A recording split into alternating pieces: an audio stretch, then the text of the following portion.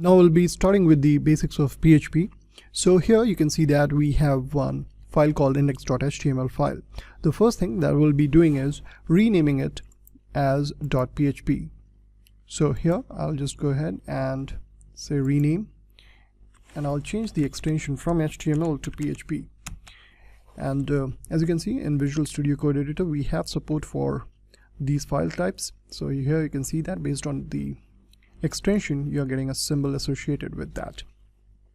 Now if I run this one, you can see that I have got PHP installed, and this one is actually a plugin or extension which you can simply download over here as PHP Server, and this is the one that I've installed, PHP Server. So it allows you to run your files in a localhost environment. Now just clicking on this will launch this, and you can see it's giving me this message which says, hey there, welcome to learning PHP basics. But the thing is, the content inside this PHP file is all HTML. What this means is PHP can be added to this HTML. All it needs to have is this extension. So here what I'll do is I'll introduce you to what we call code blocks. Code blocks are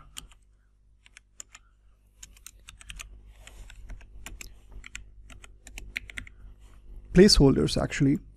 Inside this you can put your PHP code. So whenever you are sending the request to server, the server will identify these code blocks, and once it gets to those code blocks, it will simply process it and then render relevant HTML and CSS,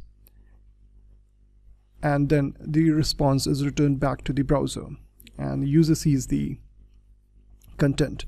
So what I'll do inside this code block is I'll simply put this whole thing by making use of a built-in function echo.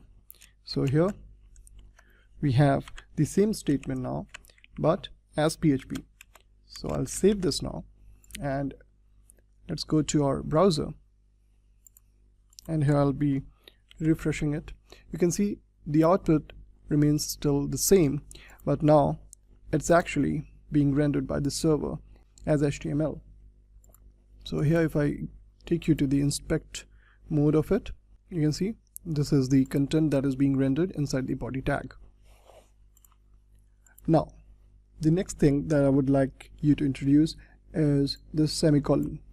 You can see that whenever we are writing anything inside the echo statement, we are terminating it by a semicolon. So the server understands that here this statement is ending. So to mark end of a particular statement, we make use of the semicolon in PHP.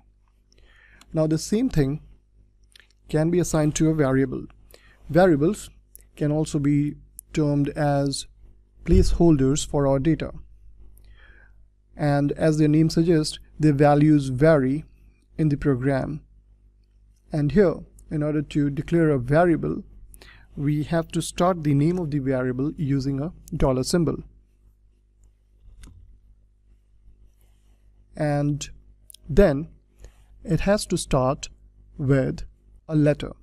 So dollar symbol, then a letter, for instance name. This is a valid example of a variable in PHP. Please note that variable names cannot contain hyphen, or they cannot start with numbers. So you cannot have a variable which looks like this, and you cannot have a variable which contains hyphen like this. So here we have the name variable now, and the value is assigned to this variable using the assignment operator equal. And here you can see that we are making use of single quotes to assign any string value to the variable. For instance, over here I'm saying name as John. Now I can again echo this whole thing in this way. So now we have multiple statements, and when I'll render this one in browser, you can see the name is coming over here as John. I can even mix HTML to this. I can say echo and then this. And there you have it. Now the best thing is you can simply move this whole code block from here to top of the HTML and just take the echo statements. So all the assignments that you want to do, you can do at one place, and then have another code block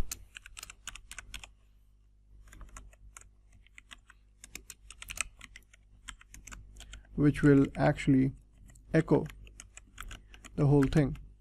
So here you can see that on top I have got the name variable created and assigned a value, and then here in this code block inside the body tag I'm simply printing them out one after the other.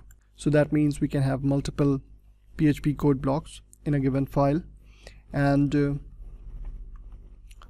the sequence definitely matters. So you cannot have this code block at the end of the page and try to print it before. So that flow obviously is required. And there's one more version of code block, and that's basically shorthand, so you can have it in this way. That's also considered a code block, shorthand notation of code block, but I would recommend you to use this one. That's the standard one. And now let's quickly recap what all we have covered in this lecture. First thing we covered was syntax basics. Then we covered code blocks, and here we also covered how PHP is actually rendered by server. Then we explored variables and naming conventions. And finally we had echo statement.